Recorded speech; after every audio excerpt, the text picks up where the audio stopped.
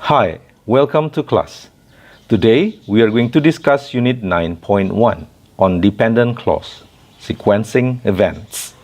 This skill will enable you to tell stories more naturally with varieties of language styles. For example, I got up this morning. I made my bed. These two sentences can be joined using the preposition after. Here is how. After I got up this morning, I made the bed. Or you can also say, after getting up, I made the bed. Or another version is, having gotten up, I made the bed. Now, you have listened to this audio material in the previous class. Let's listen to it one more time to get you right into the context of our discussion. Unit 9. Crime Solvers. Page 105. Track 14. Did I tell you about this really funny lawyer story that a friend of mine emailed me the other day? No. Well, the way it goes is that there's this lawyer in North Carolina, I think, or somewhere in the southern U.S. Anyway, he buys this box of really rare and very, very expensive cigars. Okay. And because they're so expensive, he decides to insure them against fire and stuff like that. Fair enough. Yes, except that he smoked his complete collection of these fantastic cigars within a month. And before he'd even made his first payment on the insurance policy, the lawyer filed a claim with the insurance company.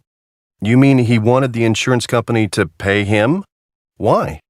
Well, in his claim, the lawyer stated that the cigars were lost in a series of small fires. How ridiculous. And of course, the insurance company refused to pay since, they weren't really lost in a fire. The guy had just smoked them. And then the lawyer sued the insurance company. And get this, he won. What? And so the company had to pay the claim. No, you're kidding. But that's not all. So the insurance company accepted the decision and wrote the guy a check for $15,000. But here's the best part. Go on, I bet this will be good. After he cashed the check, the guy was arrested. The insurance company had him charged with 24 counts of arson. And based on his own insurance claim, the lawyer was convicted of deliberately burning his insured property. I don't believe it. Yeah. And so he was sentenced to 24 months in jail and a $24,000 fine. Isn't that great? No way. Is that really true? I guess so. Bill said he saw it on the news. Unbelievable. After listening to the audio again, I'm sure you still remember how to sequence the events correctly. Let's start with number 1. A lawyer buys some rare cigars. He insures the cigars against fire. He smokes the cigars. He makes a claim against the insurance company. The insurance company refuses to pay. The lawyer sues the insurance company. The insurance company pays the lawyer. The lawyer is arrested. The lawyer is sentenced to jail.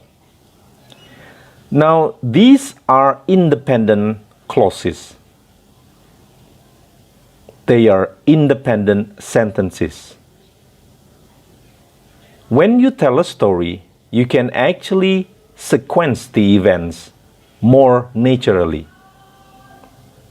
You can connect one sentence with the other.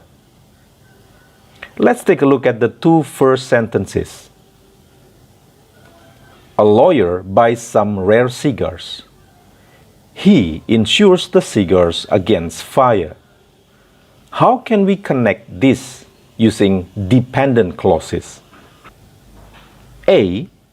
After the lawyer buys rare cigars, he insures the cigars against fire.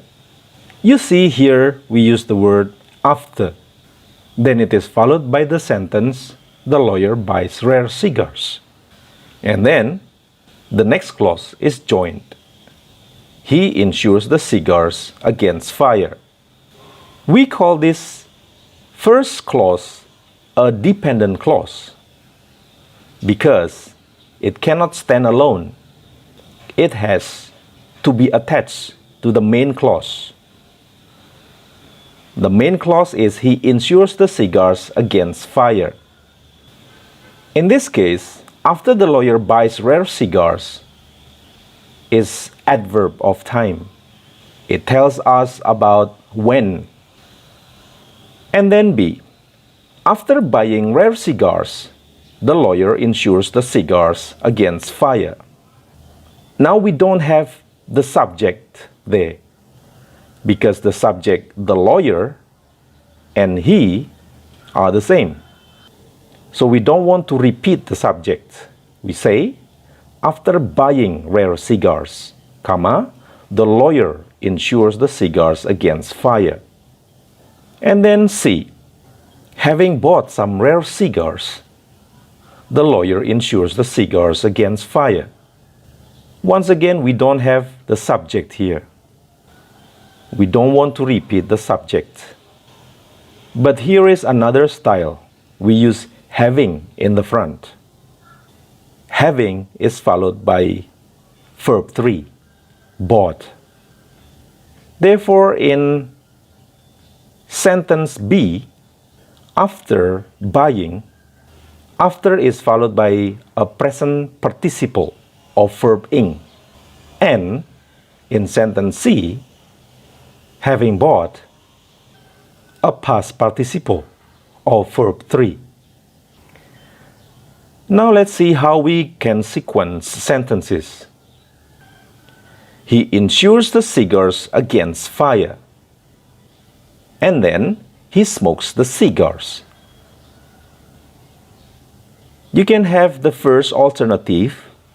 After he insures the cigars against fire, comma, he smokes the cigars. Or, after insuring the cigars against fire, he smokes the cigars. Or, having insured the cigars against fire, he smokes the cigars. As you can see here, in A, after is followed by a subject. After he insures. But in B, you don't say the he. You don't say the subject. You just say after insuring. Because we don't want to repeat the subject he in this sentence. In sentence C, having insured, we don't have the subject he in this sentence either. Now you ready for our exercise? Let's do one more example. He smokes the cigars. He makes a claim against the insurance company. Can you feel the words in there? After he smokes the cigars, he makes a claim against the insurance company. In B, after smoking the cigars, he makes a claim against the insurance company. C, having smoked the cigars, he makes a claim against the insurance company. Now you can move on to our exercises. Go to your classwork and find your assignment there. Do it and then submit it to me.